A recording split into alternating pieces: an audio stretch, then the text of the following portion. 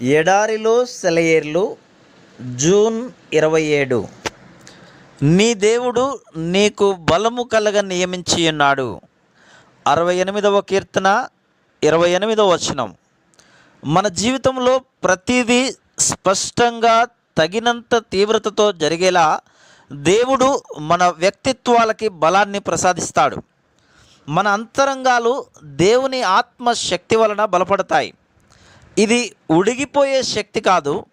ఎంత వాడుకున్నా తరగని పెద్ద మొత్తాలలో మన శక్తి సమకూడుతుంది.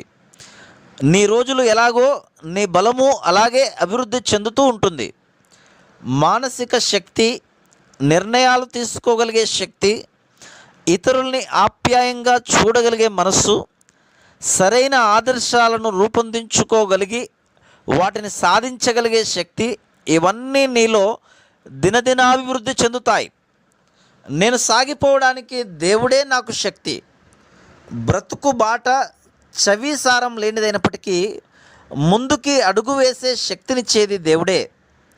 మలుపు లేని ఇరుకు దారిలో, ఆహ్లాదకరమైన సంఘటనలేమీ లేని చప్పిడి జీవితపు సుదీర్ఘ ప్రయాణంలో, ఆత్మ కృంగిపోయిన వేళల్లో, మార్పు ఏమీ కనబడని గానుగెద్దు బ్రతుకులో బలాన్నిచ్చేది, నడిపించేది ఆయనే. పైకి ఎక్కిపోవడానికి దేవుడే నాకు శక్తి. కష్టాల కొండల్ని భయం లేకుండా ఎక్కిపోయే శక్తి నాకు ఆయనే. క్రిందికి దిగి వెళ్ళడానికి దేవుడే నాకు శక్తి.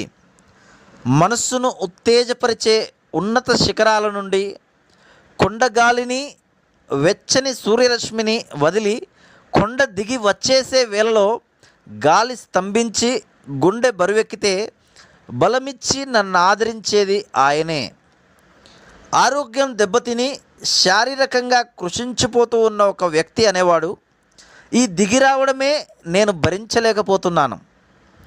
నిశ్చలంగా ఉండడానికి దేవుడే నాకు శక్తి.